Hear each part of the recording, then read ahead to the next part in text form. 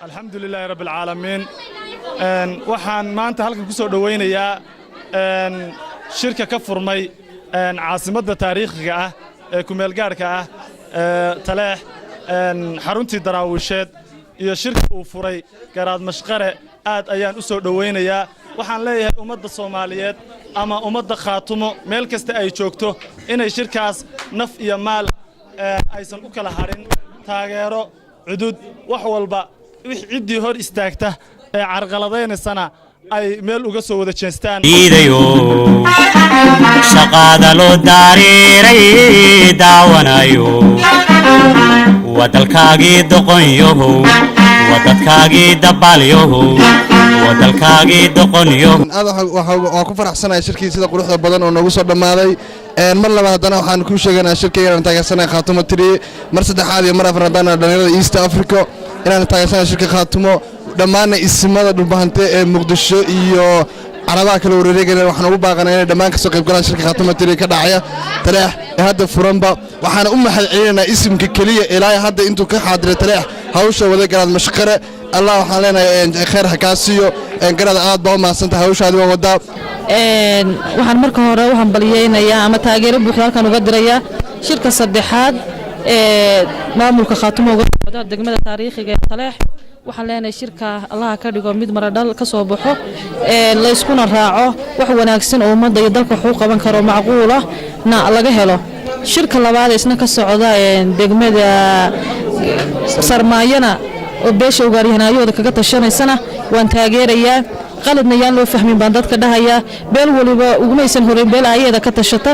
beel waliba ayaheeda way ka tashataa sidaasana macquul oo wax la isku iimaan karo oo la isku fahmi karo lagu wada tashan kara yadana waan taageerayaa balse waxaan u dirayaa baaqa in sida ugu dhaqsaha badan ay soo gabagabeeyaan si ay uga qayb galaan shirka ummadda ayaheeda looga wada hadlayo ee degmadaas ka dhacaysa aad baan ugu hambaliyeynayaa maamulkana waxaan leeyahay kii hore waxaan u maleynayaa wuxuu qaban karay qabay wuxuuna qabanina waa uga hambaliyeynaynaa waxaan oran karnaa duruufo iska jiraya waqti ba iska jira laakiin ka dambe imaanaya waxaan ka codsanaynaa in ay sida ugu dhaqsaha badan wax macquul aan ku qaanci karno qurbaha waxaan u joognaa waa dad qaxa baanu nahay waddankayagina dad baa naga soo qarxiyay Soomaaliland iyo Puntland baa naga soo qaxiyay maanta idinka dalkii dadkii hoggaankiisa haya ha fariisanina Taleex ha fariisanina maxay haytayeen tukaraq ee wax lagu qanci karo sameeya waxaan leeyahay labada deegaan ee dariskeena waxbayna ma dheera ninna wax ma dheera sagaal ba hooyad ku dhashanaa sagaal baana lagu dhalay deegaankaygana xor baan u nahay saddex gobol iyo laba gobol wax ka badan baa maamul gobol loo go'ay waana haysanaa isna laba gobol buu haystaa ninka Siinaayeen leeyahay maxay haytay degmo faroole waa la mid waxaan leeyahay qurbo cid ka joogta dal iyo dibadna magaca ku abtisada dhalansho Khaatumo wataana shirka ha taageero hiil iyo hooyo gacan mid walbana ha ku taageero labada gobol labada maamulla sida ugu dhaqsiyaha badan waxaan doonaynaa gobolka Sool calankii Soomaaliya iyo ka Khaatumo inuu degdeg uga babado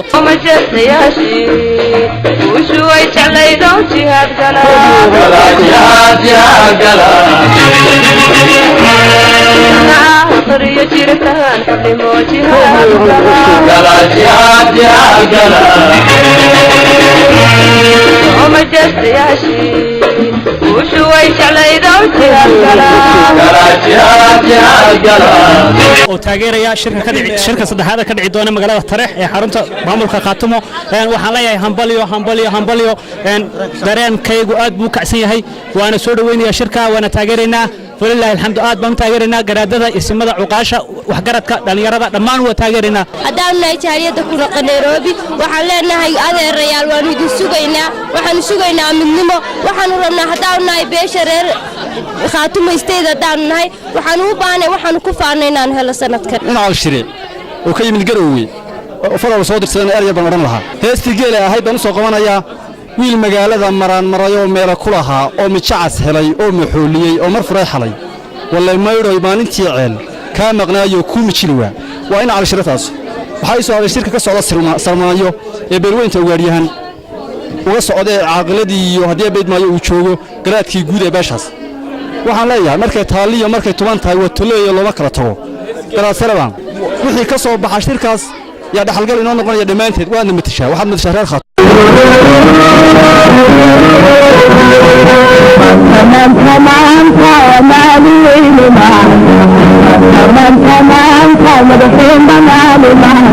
wixii ducadacayn ku wada sida maamulka Puntland oo kale oo isla hadii Khaatuma ka tagto cid heli maysid Khaatuma way dhaqaaqday soona noqon mayso maamul la mid ah Puntland baan nahnay faragelinta in laga daayaan jecelahay la kala xishoodo daris baan nahnay dad wada dhashay waxaan baaq u dirayaa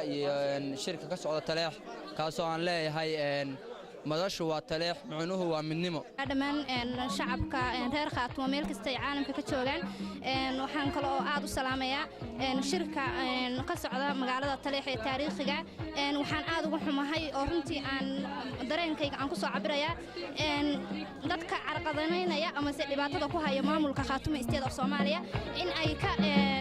waantoobaan hadii ay ka waantoomi waayaan meeshaas khalad uu ka imaanaya Khaatuma